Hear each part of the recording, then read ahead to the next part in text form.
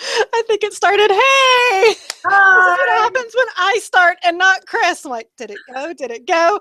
But yes, this is the SGR Coffee Break. It's number 35, and Chris is not here. He is off in Colorado Yes. taking photos of all the wonderful fall colors, as he does this every year. And you probably heard her voice. And with me is special guest Emily Reese of Joon Media. Hello.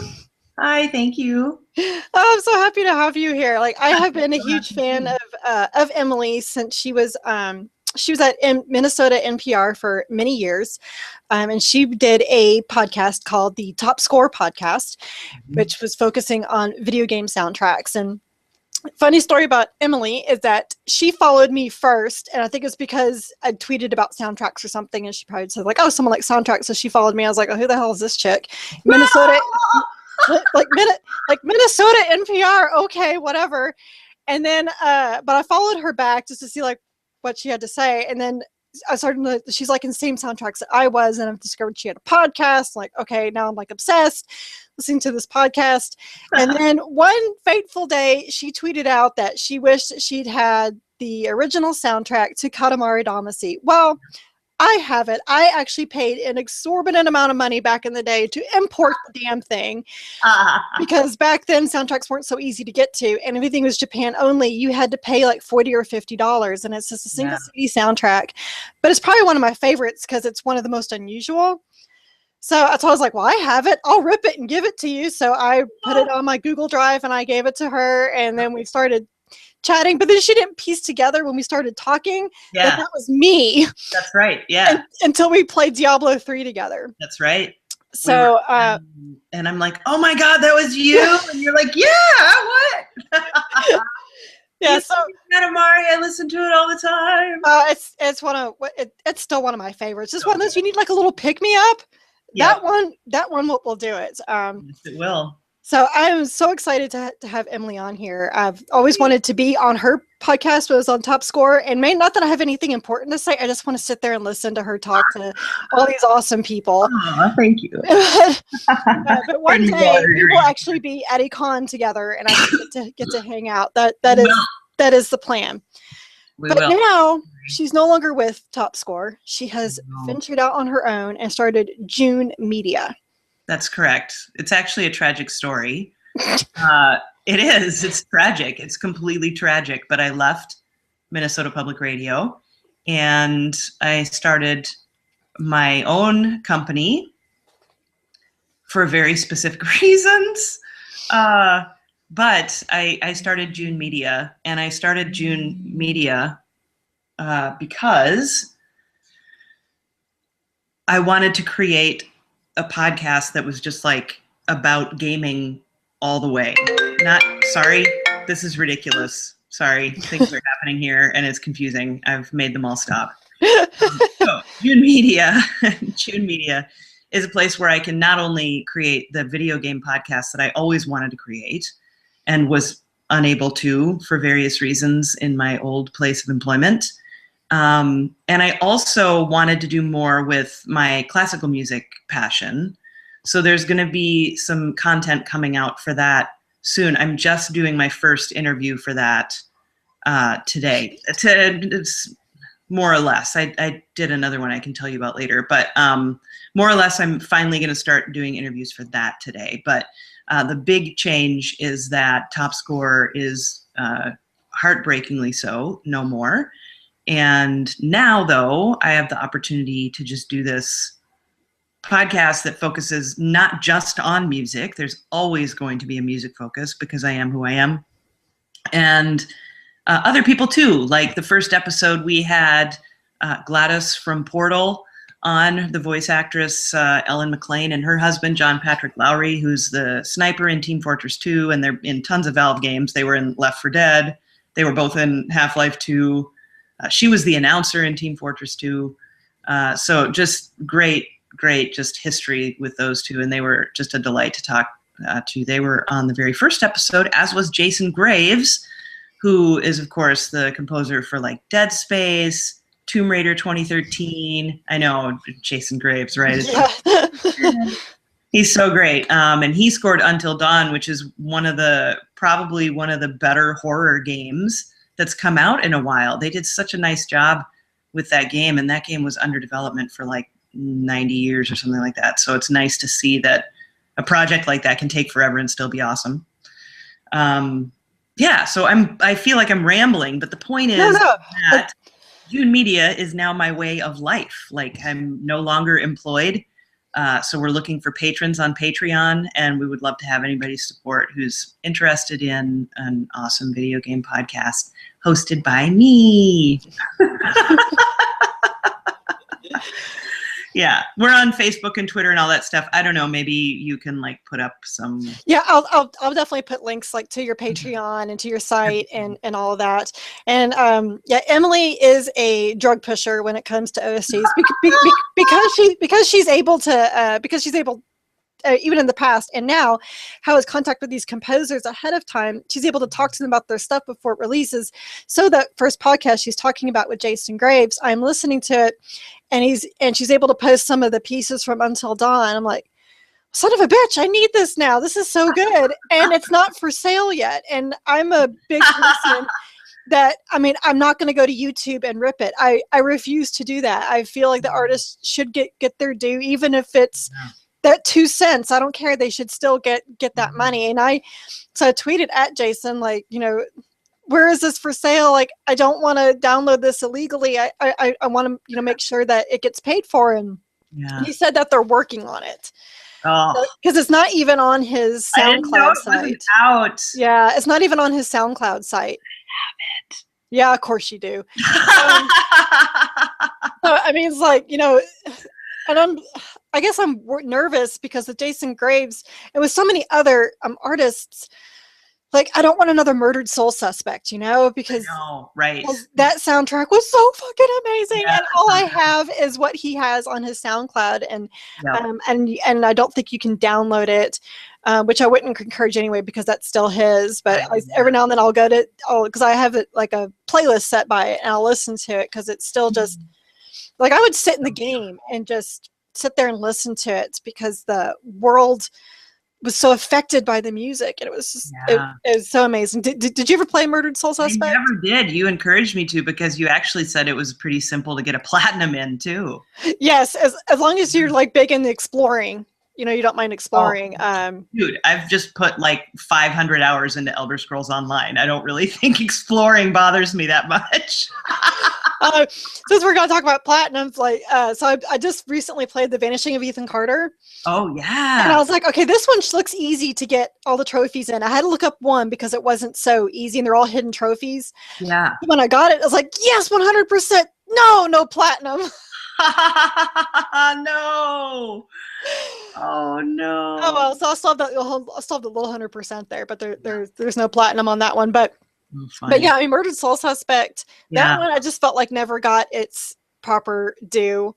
And I guess if people like Vanishing of Ethan Carter, I don't know why you wouldn't like Murdered Soul Suspect, because it's a lot of the same thing. It's, you know, the only problem with Murdered Soul Suspect was the combat that they initiated. And I think they did that just to kind of keep it a little focused, but at the same time, not focused, but a little more game oriented. But and while it seemed pointless and why the hell did they do that, it actually added a little bit of some of the scariness of it. And that was actually really important for the very end. But regardless, it wasn't well liked. And the studio closed its doors right after release. Oh, that's heartbreaking. That's heartbreaking. I mean, like the day it launched, studio closed, like Square Enix closed it, which was just like they never, which to me is like you never even gave it a chance. Yeah, that's brutal. That is brutal. Yeah. And the voice acting is great. I mean, you have Travis Willingham in there as a voice actor, and you had Jason Graves. There's so many great writing, so many things that were great. And if you like murder mysteries and ghosts and things like that, this was just perfect. Anyway, I totally went off topic there. But with Until Dawn, at least with this one, because it has been so critically acclaimed, I am a little more confident that this will actually have a release, an official release, so that we can get it. If not, I hope he'll at least put it in the in his SoundCloud. Yeah, definitely. Yeah.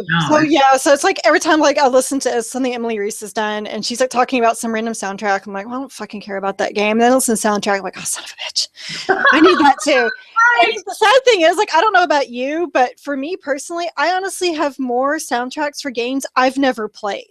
Oh, yeah, big time. Yeah, big time.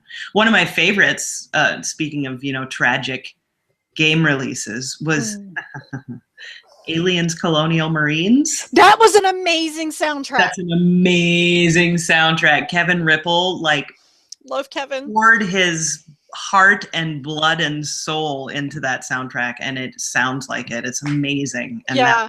And that's actually But did you see he's doing Battleborn? Yes, I did. So I'm so excited about that. But I actually do have an Alien Colonial Marine CD, and it was one of those that I got from a PR guy that was like, you have it, shut up. Like, I can't review it, you can't talk about it, you can't post it online, but here you go. But then like I actually ran into Kevin at E3, not this year, but last year. And it was because of thanks to your panel that I went to at PAX East. 2013, when I was 5 months pregnant and really pissy about it. And it's where I first got to see Kevin Ripple. And I remember I was staring at him going, I swear to God, if I didn't know him better, I swear to God, that's my cousin on stage who actually does video game sound engineering and soundtracks as well. Funny. Yeah. And so I asked my cousin if he knew Kevin, and he said no. I was like, well, you guys look exactly alike. And then apparently they had a Skype meeting not too long ago. So he texted me. He's like, so I got to see him. I'm like, well, now I see why Keri thought that. And he said the guy that they had the meeting with was like, wow, I didn't realize it was goatee and shaved head day. But anyway, so I ran into Kevin because now I knew what he looked like, and I happened to walk by him. I was on my way to a meeting, and I happened to walk by him, and he's just taking pictures. I was like, are you Kevin Ripple? Of course, I'm looking down his name tag, and definitely it says that.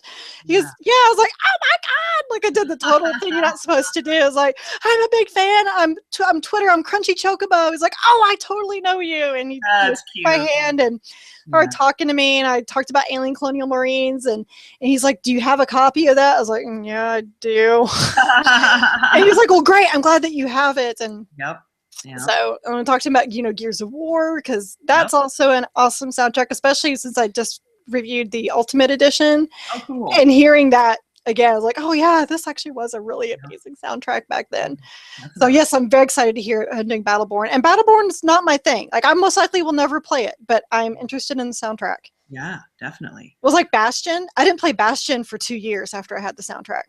Yeah, the first time I played Bastion, I did not like it. But then I ended up pushing through those first couple levels, and I totally fell in love with it. And then I played it through 3 times. Oh, wow. Or something like that, at least. Yeah. I fell in love with it. But that first level I found really frustrating. And I never liked the end either. I thought the end was really annoying. Okay, see. The mechanics of the end. I loved everything about Bastion. like when I finally played it, and the way the ending went, I was like, okay, that was dark, and I loved it. It just kind of, I don't know, made me think about different endings. And I'm in the alone camp where I love Bastion and did not like Transistor. Oh, interesting. Yeah, like this, and even the soundtrack for Transistor, I'm just kind of like, yeah, it's okay. Yeah, but it doesn't speak to me like the way that that Bastion did. I know we've been talking about soundtracks, but I guess why for you do you love video game soundtracks so much?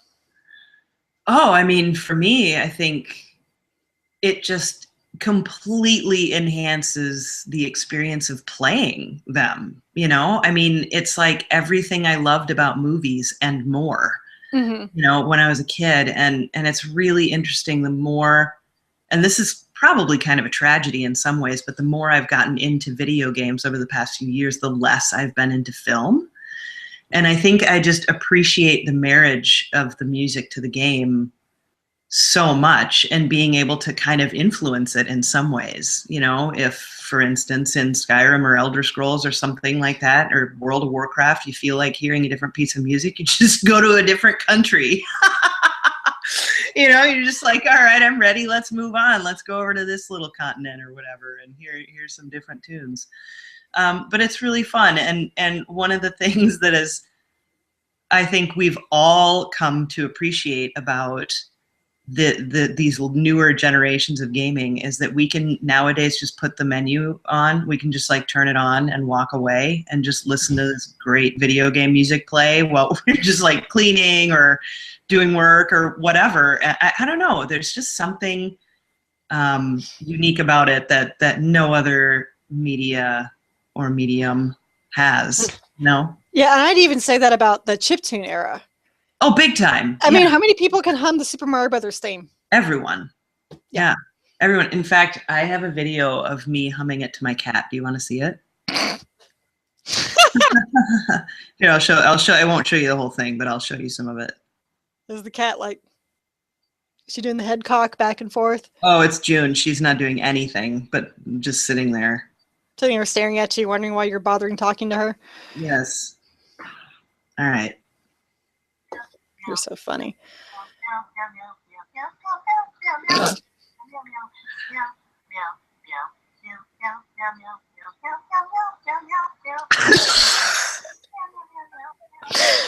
Okay, when she turned her head, that was totally a I am not impressed. Yep. Oh,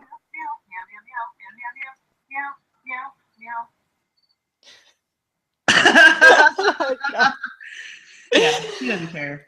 Oh wow. She doesn't care. Like I'll sing it to my kids. Like when I'm changing my son's diaper, I'll be going do do do. Like while I'm doing just to kind of keep him, entertained. Like what I'm doing. Yeah. So I mean, my first video game soundtrack I ever bought was for Kingdom Hearts. Oh wow. Which it does not. It's not like the big orchestral stuff that we have. So it's still a little chiptuney, and there's a lot of Disney theme thrown in, and it's very much. It sounds like it's from a video game because you can tell when stuff gets in.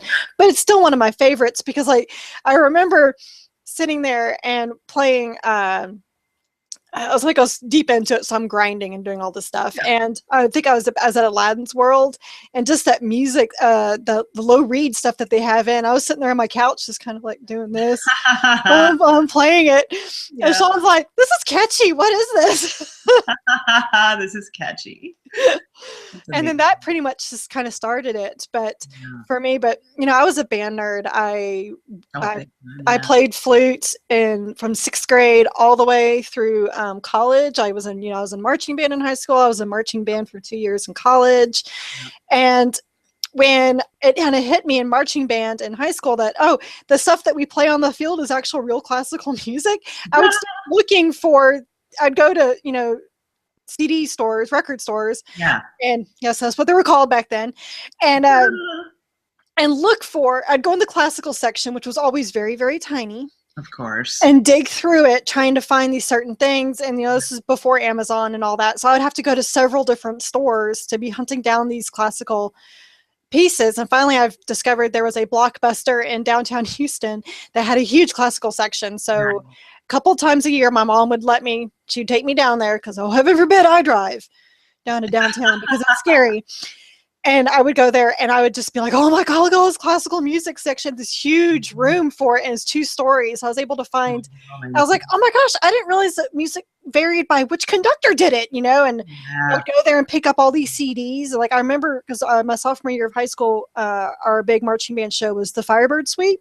Oh, nice. And I picked up probably about 3 or 4 CDs. Yeah. Yes. 3 or 4 CDs of different conductors and went back to a booth to listen to him to find out which one I liked the best. And it turned out I did not like Bernstein conducting himself.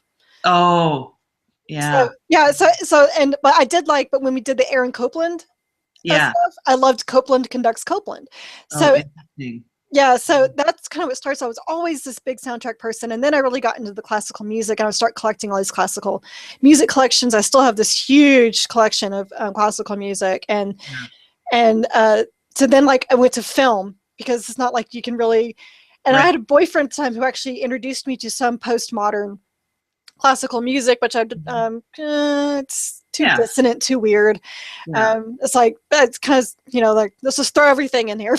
Yeah. And so I started getting into film soundtracks, but I preferred the score, not the soundtrack. Right. So, so it's kind of like this weird evolution. So going into video game just kind of went with it. And The last, when it really hit me what a nerd I was becoming about video game soundtracks was when I bought the Crisis Core soundtrack, which is still my favorite soundtrack to this day. Really? Yes, because it combines my two favorite genres, instrumental and hard rock, and it does it in a way that's very seamless. And I remember, send me a link to the YouTube or something. Okay, yeah. I mean, it's one of those. Another one I had to import because it's Crisis Core Final Fantasy VII. It's 2 discs. And I remember there was this one track on there, and I think it was actually a kind of a remaster of something from Final Fantasy VII because there is some of that in there because this is a prequel. I was listening to it. I was like, Sean was like, I can think of he's my husband. I can think of a marching band set for this. Like, can't you imagine, like, they get compact and then they span and go out? And he's like, okay, just stop. Yeah. Oh, that's hilarious. When I was an undergrad, I was a music ed major. And so there were things like I had to take like a marching band class, like to learn how to write drill for marching band. And of course we had to do all that shit by hand. Like, and now there's like drill programs and drill software. And I'm just like, oh my God, that would be so amazing. Because we had like all these fancy rulers because, you know, we did like core style marching. Yeah. It was ridiculous. It took forever to handwrite that stuff out. Oh. See, like, I think it was my senior year of high school. Like, they finally had the very first like drill software. But what it was you still had to hand do it. Yeah. And then you could plug it into the computer to see if the transitions would work, if it was physically possible. Yeah. But that was it. And I know that now because I have friends who write drill as a side gig, and they'll talk about, oh yeah, you listen to the music and you plug it in and you see how it works. I'm like, well, that sounds like not nearly as hardcore or as extensive or as it was back in the day. But I mean, yeah, I can't imagine writing for core because even though I've never done core marching band, and that it's, you know, the straight lines. That's what I'm assuming that you're talking about. Looks like they kind of go up and down, the military style. No, that's actually military style. Core. So you're talking about like a drum corps? Yeah. Mm-hmm. Oh, okay. Yeah. Yes, that's the style I did. Okay. Yeah. Yeah, the military style, that we'd always watch it and be like, okay, so they're doing follow the leader. Yeah, that's what we did in high school, man. It was like all spelling letters and words and. Hey, letters is hard. Letters is hard. It is. Letters is hard. Doing letters is hard because you gotta get those arcs correctly and, like, you know, the diagonals, and it's a pain in the ass because we didn't really do letters until college because, you know, it was funny transition because in high school, you know, it was like, our purpose is not the halftime show because we are competitive marching band. Right. And I get to college, like, your purpose is the halftime show. I'm like, I'm so confused. So, I mean, in college, it was pretty much like we would get in one formation and stand still and then play music. There was no marching in between because that would take extra practice, and screw that. Exactly. And a lot of letters and stuff like that. But that was our first time I really did letters, was in college. Like, okay, this is hard because the flutes, you know, always put us in the back. So that means we're doing the big arcs and the diagonals, and arcs and diagonals are hard. It's not as easy as, you know, getting these other formations, or if you're a little off, maybe they can't tell what that is. If you're off in an arc or diagonal, everybody knows. Yes. So, all right. So that was marching band talk. So what else can we do to nerd out? Well, let's talk about what you're playing. What are you playing? Well, actually, I was going to get into our favorite soundtracks. Oh, let's do it. Yeah, no, let's do it. Yes. I mean, 2015 has been kind of weird for gaming. Yeah. Because things keep getting delayed. Yes. And you know, I just looked down at my desk, and I'm an awful person. I just realized that I haven't put this in so I don't even know what this sounds like. Oh, it sounds amazing. Okay, so maybe my thing will change. I was like, oh man, I have not put this in. But the problem is that I don't have a CD drive on my Mac, so I have to put this into my PC and then rip it to the cloud, and then so that's why that hasn't been done. But that's amazing, and I haven't played that game yet. But I haven't either. I think I played for 5 minutes and realized I don't have time. I know. Yeah, that's the thing. I mean, how am I going to get in all my ESO playing if I can play The Witcher? Like, how am I going to explore Tamriel? Well, and now I'm thinking, you know what? I'm just going to wait till the expansions are out. Yeah, exactly. The Game of the Year edition. We get it. You know, they'll. Or if it's. You know that they announced a Dragon Age Inquisition Game of the Year edition that's coming out in October. that has all the DLC. So you know what I'm thinking? Because I never finished it on Xbox, I might go rebuy it on PS4 because I have a problem.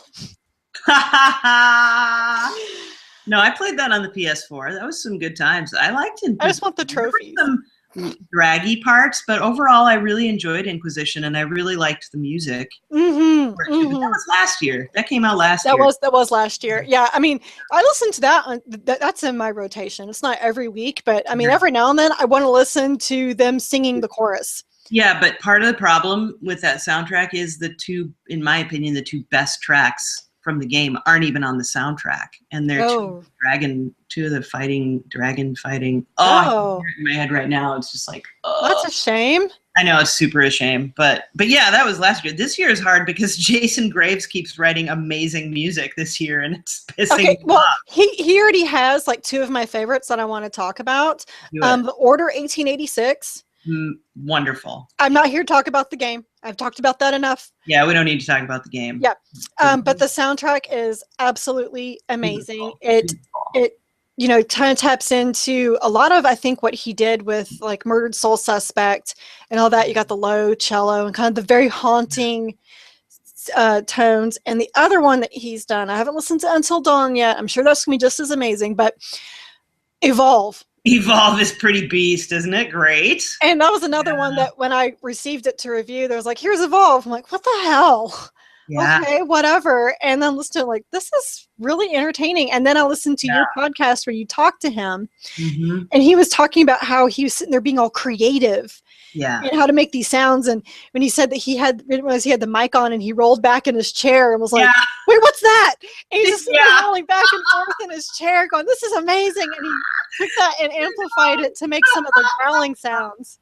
Oh, and one of the things I love about Jason is that stuff like that, he just gets tickled by stuff like that. He just thinks that's like such a delight to him to like discover that sound. I can totally see him like moving his chair back and forth and being like, yeah. It was like he was saying that he hoped there wasn't a security camera while he's sitting in his office grinning and just rolling back. Yeah, right? I know. Exactly.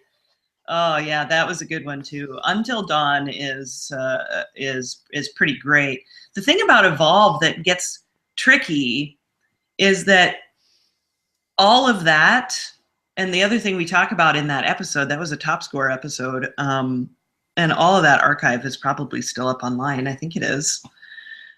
We talked about how like almost all of that stuff that he wrote, like the longest cue he wrote was like 7 seconds or something. And so the cues that are like the soundtrack that you're hearing, that's all that stuff put together.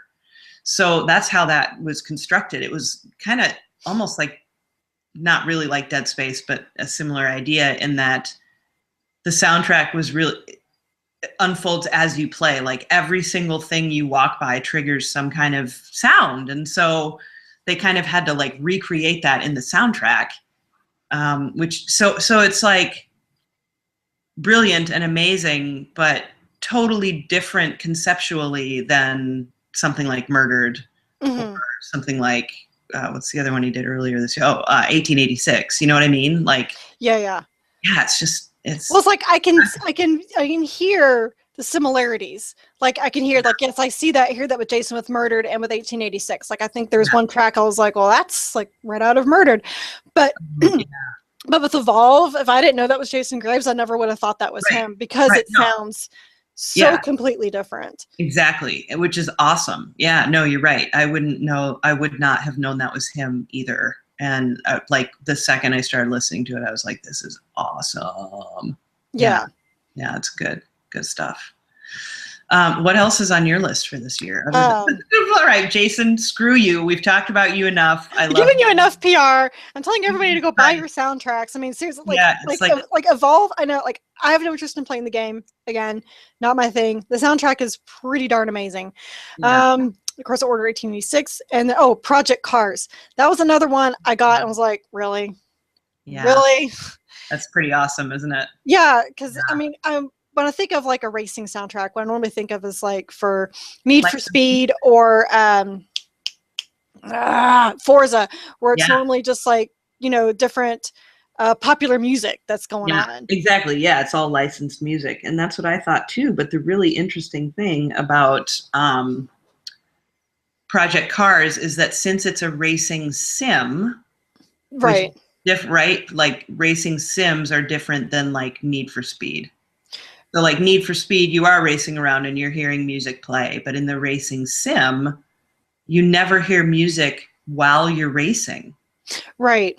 So that again, the music serves a very different role. And as Stephen Baysted, who's the composer of Project Cars, was saying, like he has to get everything he wants to get out during the menu system. Like that's where all the music is in Project Cars, which is just a completely different concept than the kind of gaming that I usually do or that you usually do. Yeah. You're hearing exploration music or battle music or whatever, and that's just not Project Cars. But oh my God, what a great soundtrack that is. But the crazy thing is, though, is that if you just like didn't tell me what this was, you just gave this to me and said it was video game soundtrack, I never would have guessed this was menu music. No, I know, right? Yeah. Exactly. Yeah, no, you're right. And every track, this is one of those where every track is so different. Yeah. But at the same time, you can still feel the cohesive flow, so it doesn't feel like, well, where'd that come from? Well, where'd that come from? And I like all the source sounds in there too, like all the car engine sounds and I kind of get a kick out of that stuff. That's pretty neat. Speaking of car games, I like almost am borderline unfriending you over Rocket League. I cannot believe you did not download Rocket League when it was free. Free for PlayStation Plus users in August, I believe it was. Yeah, I'm not one of those that automatically claims a game when it's free. Yeah.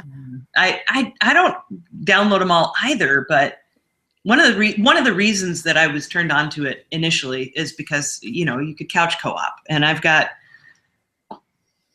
3 guy friends who I basically call my brothers, and we all game together, and they all it's just like a rotating cast of whoever's here to couch co-op, and it's been so fun to couch co-op.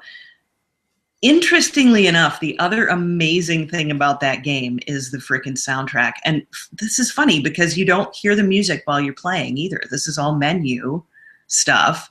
And we've just been turning it on and rocking out every night, like the last 2 weeks. It's just great EDM by this guy named Mike Alt. And it's like party rave music, and it's so good.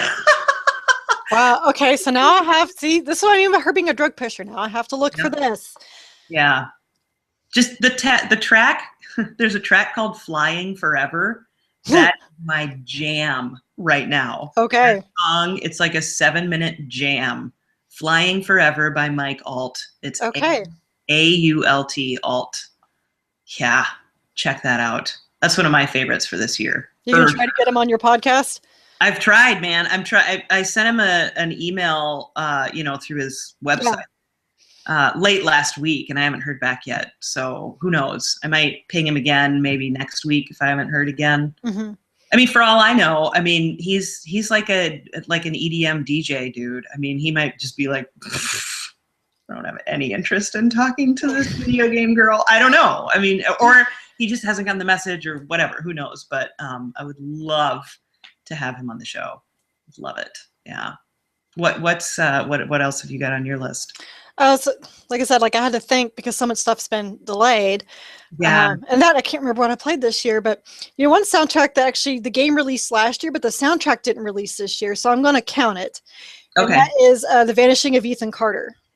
Oh, speaking of The Witcher, right? Because it's the same composer. It's the same guy. Oh, well, then I'm going to love The Witcher soundtrack. Okay. Sure. Yeah, and the thing is one of those also I've had before I played the game, and now that I've played the game, yeah. Talk about a soundtrack that is beautiful but used to creep you out. And then after playing it and I'm listening to it on my computer, I'm like, ooh, I remember that part. Okay. Yeah. Yeah, he's a Polish guy named, I think it's Mikołaj Strawinski.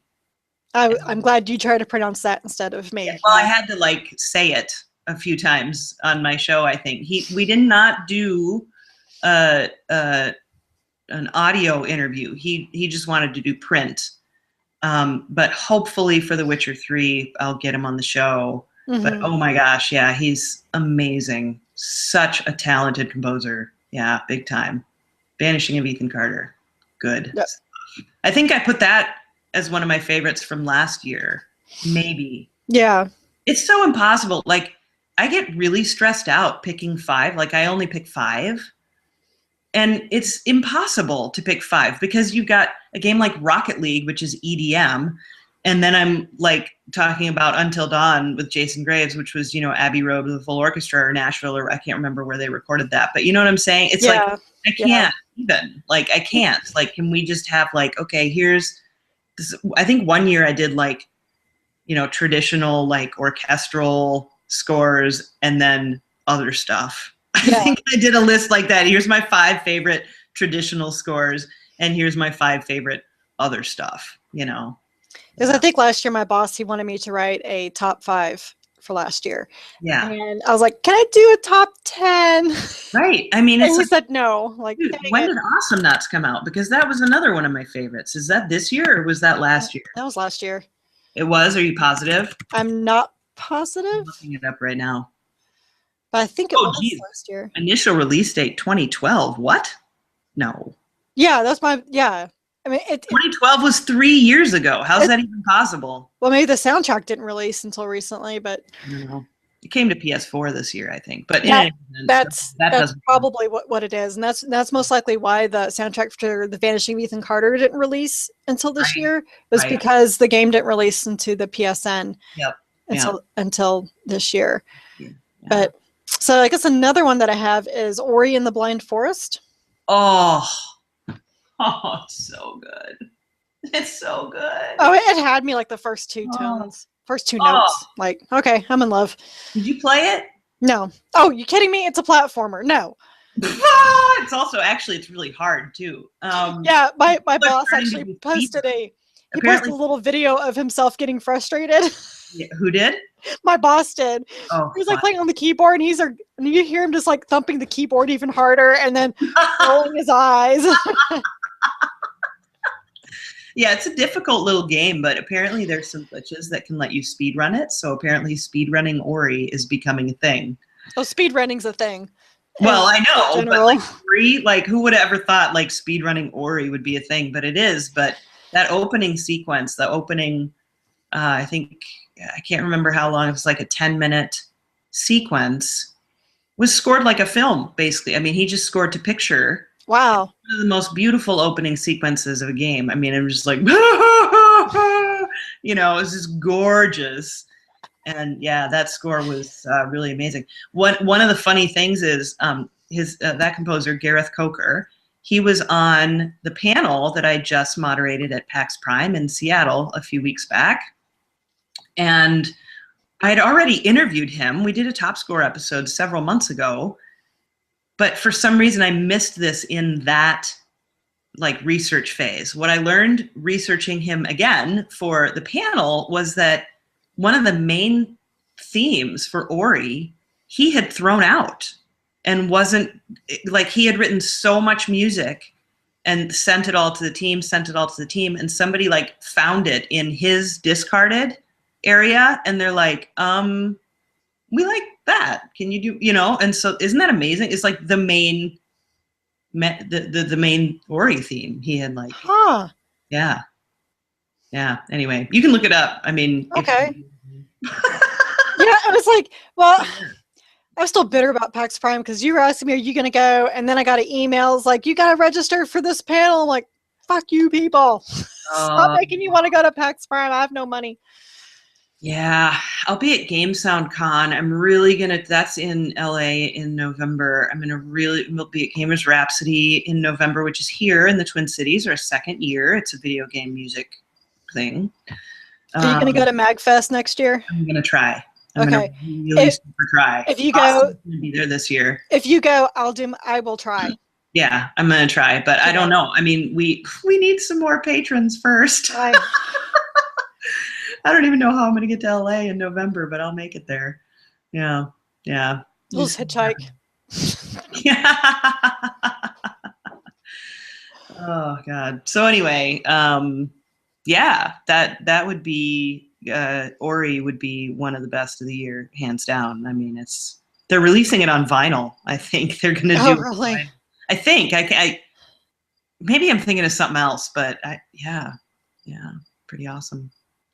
Well, that's really like all that I have. Oh, I know you have some others that you already you, know. I'm predicting this yes. is I'm reaching Okay. really hard for this, that the Assassin's Creed Syndicate soundtrack will be amazing because Austin Wintory Mm-hmm. is doing that, and Yeah. he did Journey. And what the hell? Now You have a it's my turn. landline? Yes, I have a landline. Shut up.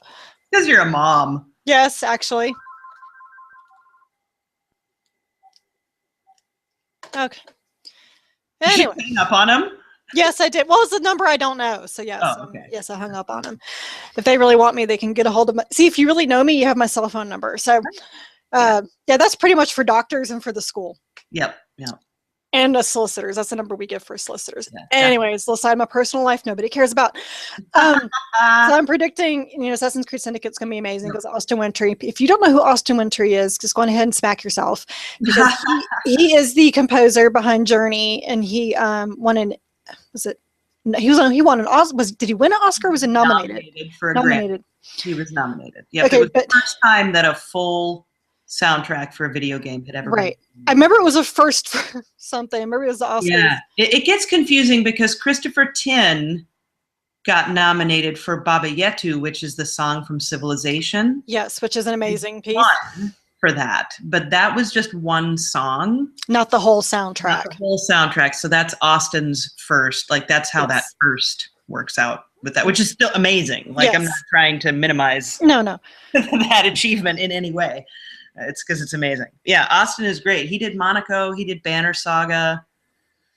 Stuff like that. Yeah, it's amazing. It's really, really, really, really good. And just there are some pretty exciting things that he got to do that we can't talk about until right release day. But he's actually going to see if I can be the announcer of that.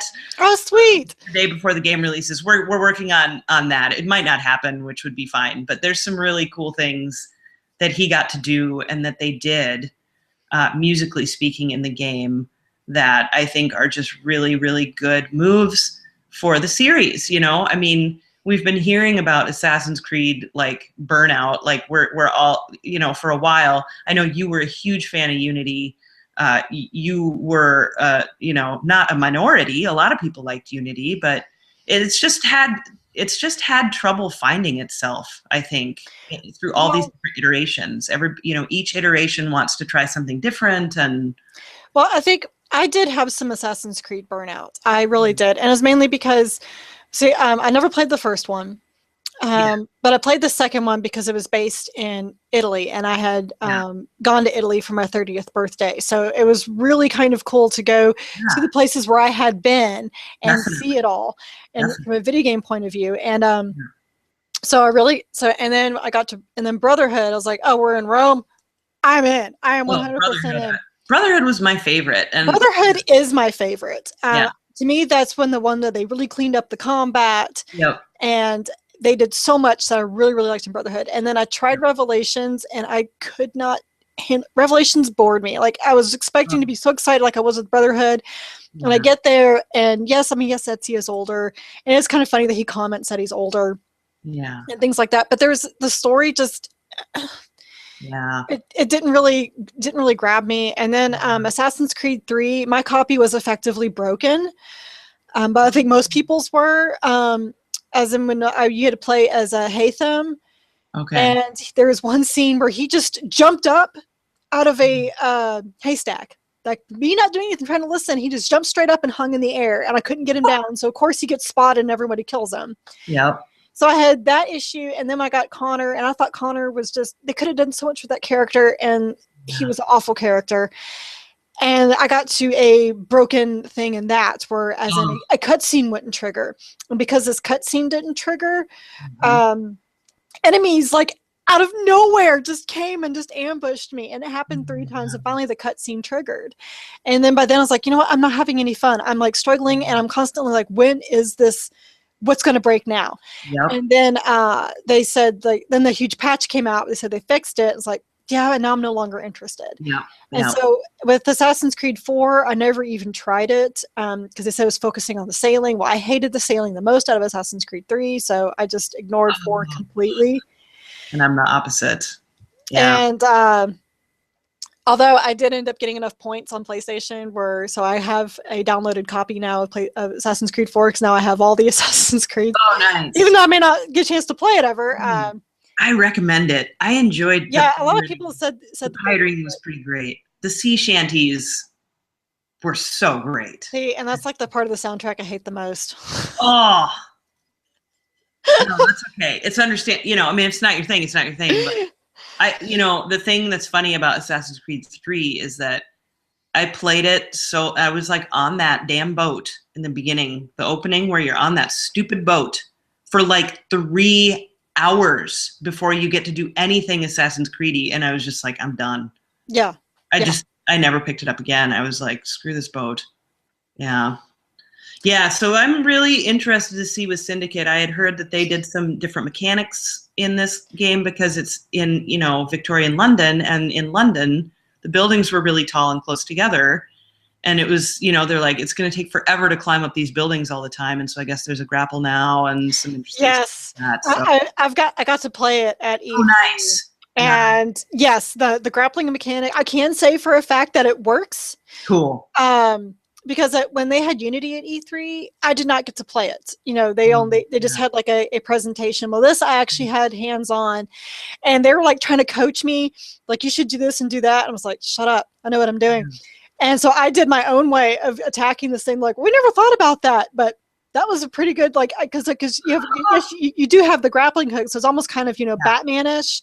Yep. Where you go up, but you can also use it to cross buildings. So I had like this tight rope, so I just went across it, and that's where I did my dive assassination on the target. And he was like, "Well, we never thought about that, but that works, and you can use it when you're crossing train cars." I did that across train cars because you can slide across it, and it was like, hitting people on the way out. And I was excited about having the cane and beating people back of the knees. Yeah.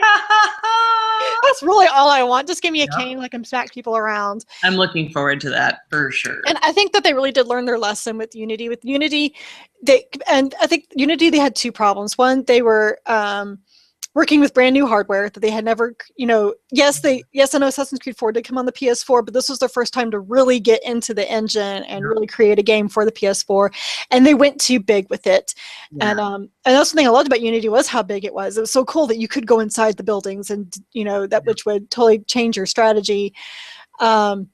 And then they introduced the co-op, which is what I always wanted the multiplayer to be, was the co-op. And co-op is fun, but I think they just went too big. And I believe that with Syndicate, since they're removing the co-op, no multiplayer. Great, thank God. They have, truncated it back down, and they've just really focused on what this is. I don't believe, and I want to believe that they have learned their lesson, and this is going to be a really great experience. Yeah, I hope so.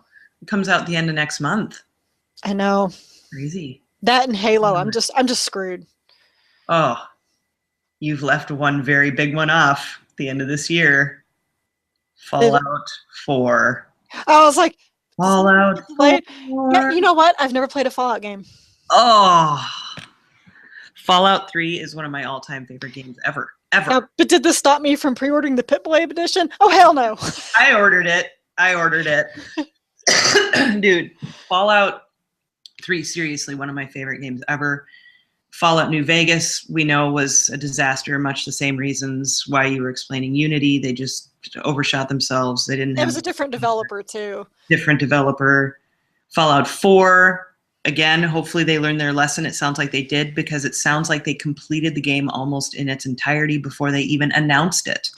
Yes. So that's huge, right? I think more developers need to do that. I don't know about you, but I am so tired of hearing a game at E3 and then not hearing, like Last Guardian, and then not hearing hide her hair about it for years. Right. I know, it's ridiculous. It's completely stupid. So I'm really happy that Bethesda did that, because they have had egg on their face a few different times now with Fallout New Vegas and with the Skyrim release on PS3, which was a nightmare. Broken. And still broken, by the way, still broken. Like, I put it in a few weeks ago just for fun, just to like start a new, because I think ESO servers were down or something like that. And I was just jonesing to like ride a horse and shoot a bow and arrow. So I put in Skyrim, and it still runs like the frame rate is all like it. Yeah. You know, are you come? Oh, that was heartbreaking. I put so much money into that game because I bought it twice. Because since my PS3 collector's edition version didn't work, I had to buy it on Xbox, and well, I didn't have to, but I did. And I bought that game twice too. did ya? I bought it on PS3, and like we said, it's broken. So broken. So yeah, so this was back when it first released, and then I bought it on the 360. Yeah. And I played it for about 12 hours and realized this game is not for me. It bores the crap out of me. Wow. So, and I think it's just one of those that it's just about, as like I talked about this in my Mad Max review, it's all about what type of open world works for you. Right. You know, if for Skyrim, if having the like, because there is an overall story, but it's not much is affected by what you do. Like, because Skyrim is more of you're dropped in this situation. Yep. Go make something of yourself in this situation. Yeah. And maybe I could handle it more now because my tastes have shifted. Mm-hmm, but I was more in the Dragon Age camp where I need this overall story to do something. Yeah. And I wasn't into making my own thing. And so it just did not appeal to me. But, you know, obviously it appeals to hundreds of other people. I remember when I was sitting at QuakeCon, and who is the head of Bethesda? I don't know. God dang it, what's his name? Todd Howard. Oh yeah, yeah. He was there, and he was talking about Skyrim, about how, like, you know, he was coding for so long, and when it was finally out, and his wife asked him to go to the grocery store, and he went there, he was like, "Wow, this place is amazing! Did you know they had bread here?" You know, just. And I was talking about, you know, how much the community has done, and this guy next to me raised his hand. He's like, "I have 625 hours in this game." This was in 2012. What? And Todd goes, "What is there left to do?" Yeah, right? Like, what would there be? That, like, you'd have had to kill everything in the world and all that by that. Like, so he was like, he goes, "There's plenty of wood to chop," which just. And but so that and like, you know, I've, you know, and a really good friend of mine, Chris, my counterpart on here, he played the shit out of Skyrim, played probably 300 hours into it. Oh, wow. Cannot get into Dragon Age Origins, just can't do it. And I just think it's just a different type of open world. Some people just, they really need that story, and some people just want to go and those Dragon Age games are so story based. So I mean, it's all about the story, right? You know, and in a great environment with a wonderful atmosphere. Skyrim is a wonderful environment with a great atmosphere and a story. Right. You know, it's like. And, you know, and I guess if I ever, you know, and I have gotten to, like, with Mad Max, there's kind of a story, but but I'm still having fun with it. And I could see me going into Skyrim going, you know what, it really is what I would want to make of it. Just time I was playing it, I was under some, you know, I was under this mindset, story gamer. Am I doing things right? Yes. Am I doing things correctly? Am I getting the best ending? And then when to find out, well, it's not about that. It's about whatever you want to do. If you don't want to go around and kill all the dragons, you don't have to. If you just want to go and become a werewolf or go hunt down vampires, knock yourself out. That's right. There's all these options for you to do. And I was like, but there's not a purpose? I don't get it. So that was... Yeah. I mean, it depends on what you consider the purpose being, you know, I mean, like, because for me, there's a purpose. I love crafting. Right. But again, it's like, I love making armor. But you made your own purpose. Right. Exactly. Yeah. And I'm looking for what is my purpose. Not, you know, I'm an actor going, what's my motivation? Yeah, exactly. What's interesting, though, about ESO is that it's an MMO, right? It's supposed to be played. They want you to be playing with other people, but I get really frustrated when I'm playing with my friends because we're always talking, right? And then I can't follow the story. Like when I go up to interact with somebody and they're like, oh, we've been stuck up here for 3 days, and they tell you like what you need to do. And granted, you don't have to pay attention, you just follow the arrows, but I mean, sometimes I want to pay attention and I want to know exactly what I'm doing. And I find that when I'm playing with my friends, it's like hard to do that. And it just seems like I'm pretty sure that they're gonna, when they do Elder Scrolls 6, is it? I think that it's gonna be a single player experience, I would hope. Go back to Oblivion and Skyrim roots and all that. Yeah, and I mean, maybe it'd be nice to have a PvP area or maybe a PvE area, but not to have the whole game based off of that. I don't know. Yeah.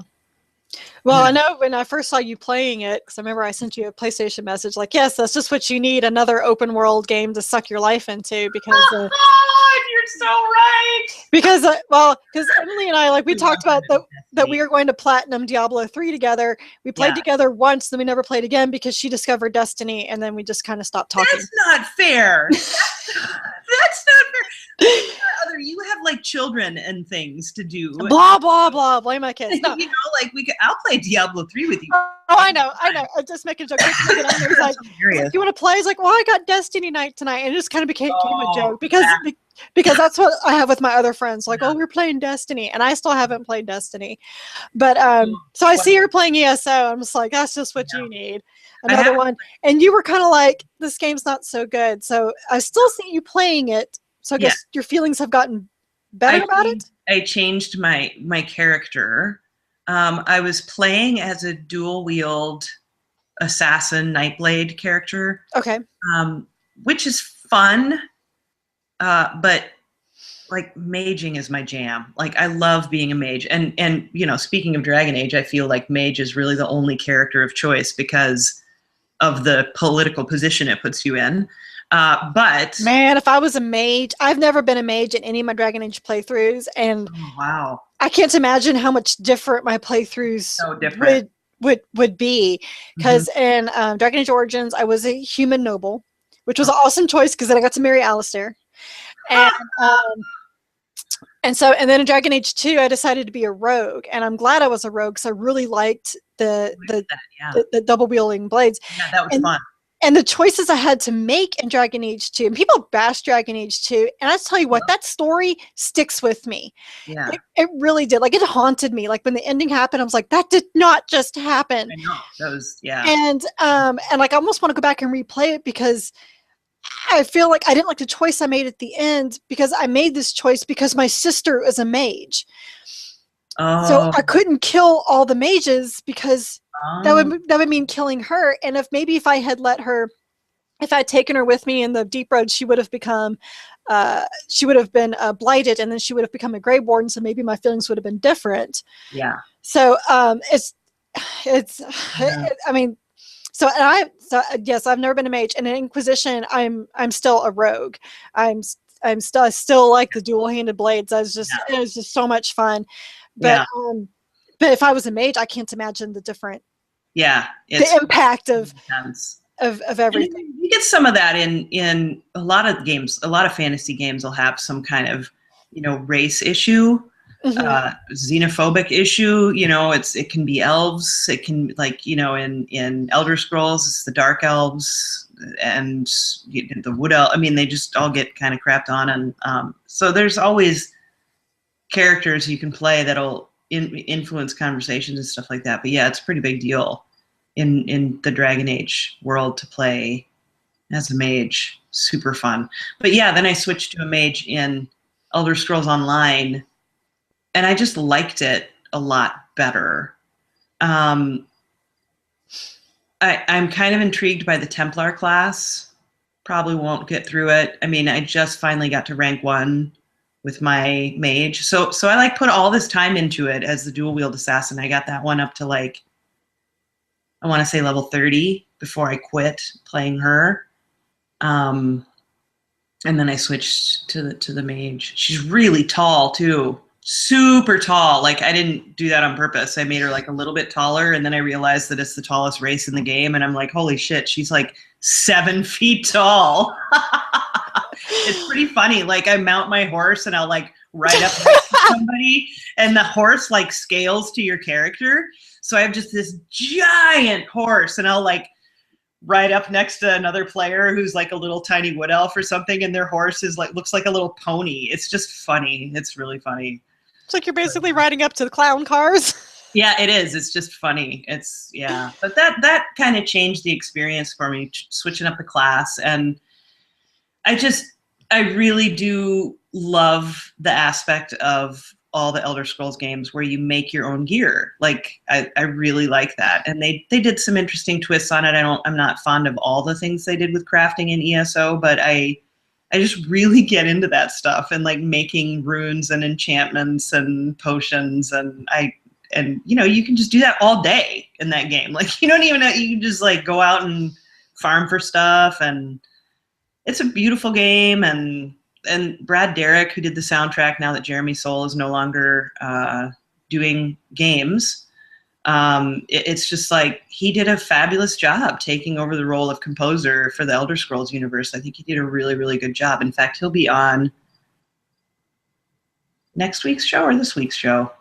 I can't remember. We haven't made this week's show yet, but I had a really nice interview with him that was really cool. So he did a great job. And that's one of my favorite soundtracks, but that came out last year technically. So, yeah. So, that was one of those games when it came out. Not all people were very happy about it, for various reasons. But then when I went to E3 this last year, I was hanging out with the PlayStation Lifestyle people, and they had just gotten their copies of ESO.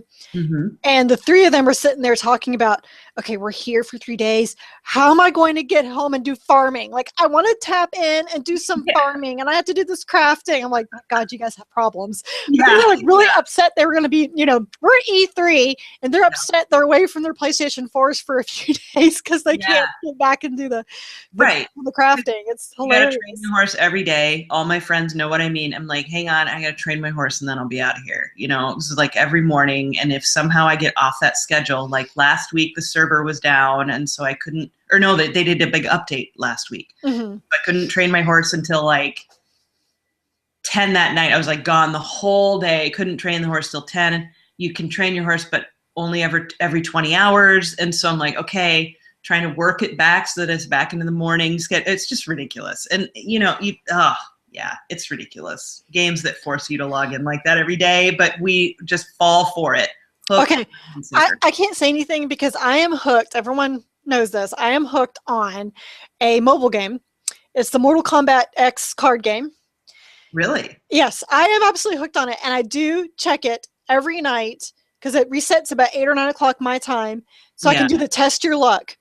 So I can get a new card. And the thing about it is that the more consecutive days you play, then the better cards you get every time. So every time I forget and I get reset, it's like, oh, I'm back to these crappy cards. Dang it. So now I have to do it all over again. And I check the bonus missions every day for what souls can I get so I can maybe get a new card or level up this card.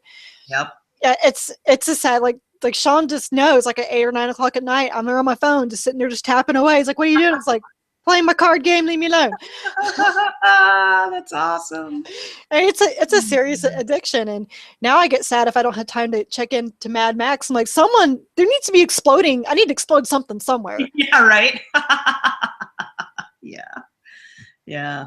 Well, I'm glad to hear that ESO has been a better experience because I see you playing. Like, is she doing this just because she spent all this money on it and damn it, she's going to get her money's worth? I really ended up enjoying it. I mean, it's interesting because a lot of these games fall into that same pattern where you're like, okay, go here, do this, do that, pick up this, take it to this character. I mean, it's kind of the same thing, but I ended up doing it. Who cares?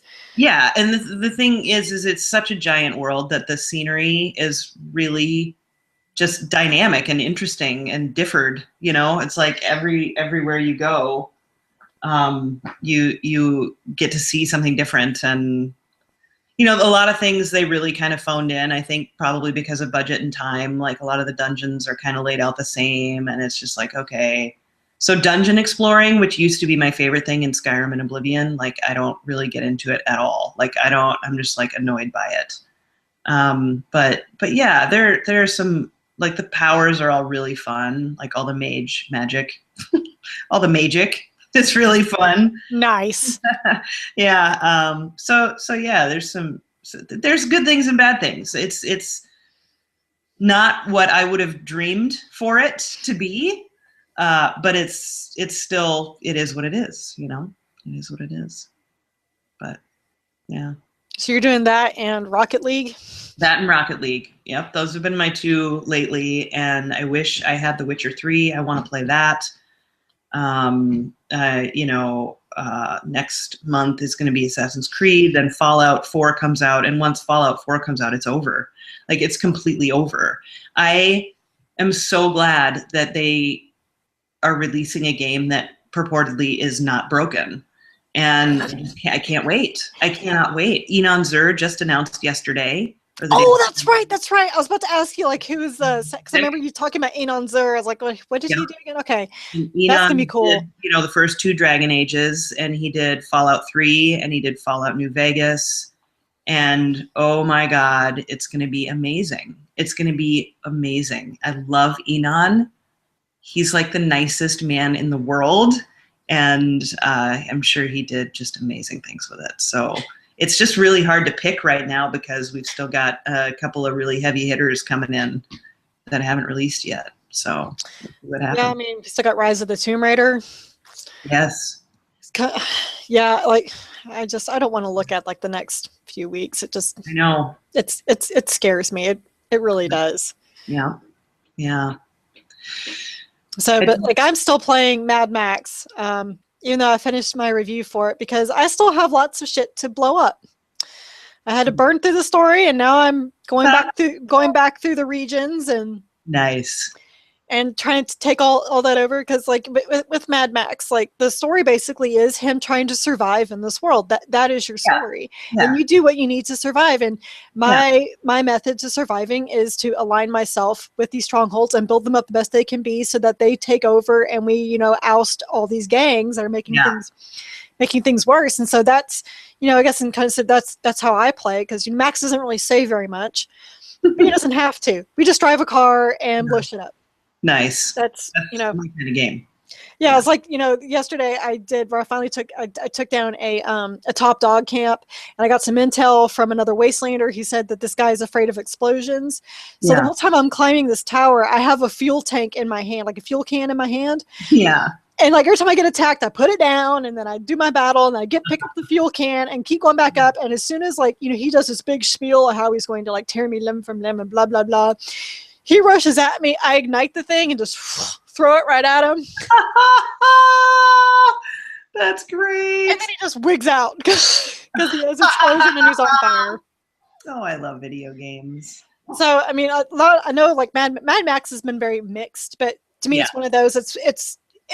What kind of open world game do you like? I think you would like it because you like Infamous. Oh, I'm sure I would love it. Because, in Infamous, like I kind of really equated it to Infamous and Far Cry 4, where it's like you have these regions and and your goal is to take over, one goal is to take over all these regions. So yes, you go around and, okay, now I got to do this. I got to do a lot of repetitive things, but you slowly take over the region. And I have fun doing that. Some people don't, but I really enjoyed it. So yeah, definitely. So that's, why I've been loving Mad Max, and because I'm still playing the Halo Master Chief Collection, because a friend and I were trying to burn through all the Halo games before Halo 5 releases. And I started this week finally reviewing a Book of Unwritten Tales 2. Oh, I don't know that. Yeah, it came out on PC earlier this year, and then it got a PS4 release. So now I'm playing it, and it's different. It's a point and click adventure, but it tries really hard to be funny, and kind of it forces itself to be funny. I feel like it's just trying too hard. It's just that class clown that doesn't know when to stop. Right. It's like, okay, you've made your point. You made a couple of good jokes. Yeah. Do we have to keep on going with this? And yes, there's a lot of things there's a lot of references that are rather hilarious. But it's like, okay, no. Oh, here's another joke, and there's another joke, and there's another joke. I mean, I wish they had a little more subtle things. Like when I went into this relic room, they had a companion cube, like Oh, up in the nice. relic room, and then next to it was a Rubik's Cube. You know? And then they had like this thing of swords, and there was a Buster sword, a Minecraft sword, the sword from Lord of the Rings, and another sword. And if you looked at it, there was this plaque on it that said, there was a king in the north that decided to build a throne out of swords, which, Yeah. you know, I was like, okay, but I would have, and those are great. I love those references. But Yeah. it's when there's constant joke and joke and joke in the dialogue, it's like, oh, dear God, you're trying way too hard to be funny. And it's also one of those, when it's a point and click, then the main character, whoever you're using at the time, has to like narrate in third person the entire time. Like, stop talking. Stop talking. No, shut up. Nope, stop talking. Yeah, anyone who knows me knows how I bitch about Cortana all the time because the bitch doesn't shut up. Yep. So yeah, so that's kind of all that I've been doing. I kind of want to get this wrapped up because I know you got to get to work, and I probably got to get back to work. And we've been nerding out about OST so much. Oh, I love it. I love it. But thank you so much, Emily. Dude, anytime time out to do this. I'd be happy to, this has been great. Yeah, I'm loving your podcast. I will definitely put the link to your Patreon up on there, because I can tell that you're having much more fun because you're freer with what you're able to. Yeah, I mean, it's like not even. I mean, that was something I never would have imagined. But doing the voice tracks, like when we do the tracking, is so relaxing and easy. I never realized how much, I think, stress and anxiety I was holding. But yeah, thank you. I'm glad. Thank you. It's amazing. You never know until you make a change. It's like, I never knew.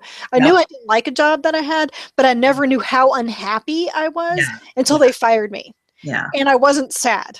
Right. Weird. Yeah. Well, luckily I didn't get fired. No, I'm not saying that. But I mean, but still, it was as much as I absolutely loved that job and being there, and I loved all my colleagues. I loved my boss. It really is amazing how things you kind of start to peel away like an onion after you're gone. You're like, oh, well, I can now take off that layer, and that layer of stress is gone, and that layer of stress is gone, and you just like come out a whole new smelly onion, and you're like, yes, it's pretty amazing. So yeah. So I just don't want to diss where I came from, because it was. No, I totally understand that. Yeah. But yeah, anytime you need a guest or just want to chat, yay! Let me know. I will. And if you ever want to talk to Emily, she is. Are you still at Top Score Podcast on Twitter, or are you abandoning that? Okay, so she is at. Technically, yes, but no. Okay, so it's Joon Media. Well, it's the other way around on Twitter. It's Media Joon. Media Joon, and Joon is spelled Joon. Yep. Do you want to see Joon? Should we show you Joon before we hang up? Oh, is Joon going to give us this look like? Definitely. Yeah, she's definitely going to be like, "What are you doing?" She's outside on the porch. Oh, now we're going to go like bring her in. She's like, "Oh, really?" No, I'm not going to pick her up. Let's see. What up, Joon? Are you in the camera? Is she in the camera? Yeah. There's Joon. Seriously?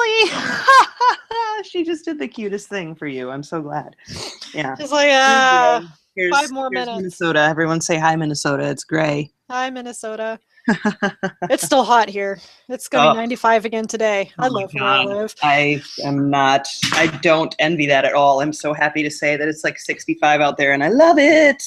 I'm ready for the 60s, man. Yeah, all the leaves are falling. They've been falling for weeks. So. And that's just why Chris is on the fall color tour in Colorado, because she gets to see fall colors, whereas I do not.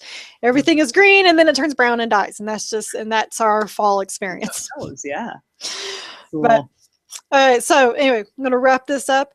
If you like this, go to Emily's Patreon. I'm going to put the link on the post, and of course, follow her on Twitter at Media Joon. That's JOON. Of course, we're going to follow Chris. He's at Starvin. I am at Crunchy Chocobo, and the site is at Strategy Reviews. And of course, we ask that you keep on reading SGR. Thanks so much for joining us, and we'll see you next time. Yay! Thank you.